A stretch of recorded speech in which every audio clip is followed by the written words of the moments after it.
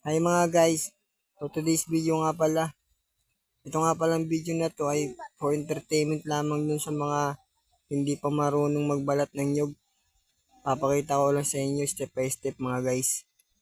Una, ganyan lang mga guys ang gagawin yung mga guys. Oh. Easy tip lang to mga guys, easy tip. Yan. Mabilis lang talaga siya mga guys, oh. Madali lang.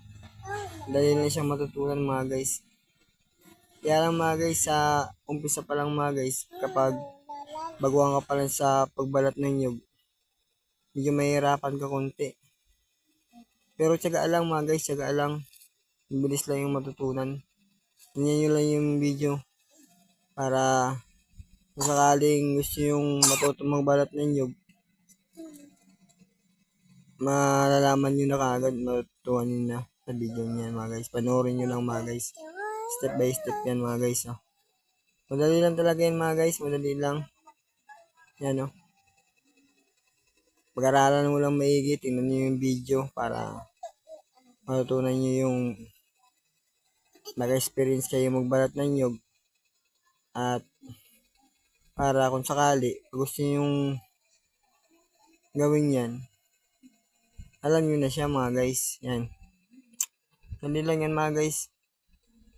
Pero kailangan din yan mga guys ng kunting ingat mga guys. Kasi kapag matalim yung itak na gamit yung mga guys, yan siya mga guys oh. Nabalatan na siya mga guys oh. Yan mga guys. Dalawang klase kasi mga guys yung ginagawa ko mga guys sa pagbalat ng niyog. Yan.